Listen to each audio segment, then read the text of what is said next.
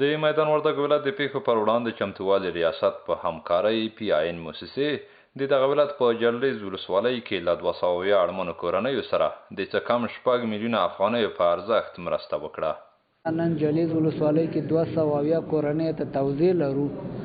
په دغو کې هغه کسان شامل دي چې په طبیعي پیښو کې دوی ته ضرر رسېدلی متضرر شوي، همدارنګه په کورونو کې ناروغان او معیوبین ولري او یا د کورنۍ سرپرست ونه لري، کونډې، یتیمې.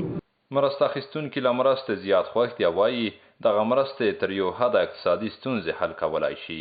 دوی له اسلامي امارت او خیره بنسټونو غوښتنه کوي ترڅو هغه کسانو ته چې د کار وړتیا لري مرستې د کار په بدل کې ورکړي. کوم کسان چې دوی د کار توان نه لري لکه یتیمان دي، کونډې دي، معلولین دي، هغه کوم د کورو سرپرستان چې سپین ږیري دي، دغه د په داسې کومه کې ونیول شي. نور عام خلک چې دي لکه د ځوانان دغه د پیسې د کار مقابل کې ورکړل شي چې افغانستان خودکفا چې په خپلو پښو ودرېږي او د پروژې د ورکړي. د پیښو پر وړاندې چمتووالي ریاست مسؤلین وایي د یادو مرستو سروې او ویش د ولایت په 6 ولسوالیو کې دوام لري او پلان لري چې راتلونکو ورځو کې د دغه ولایت د نرخ ولسوالۍ 260 اړمنو کورنیو سره مرسته وکړي.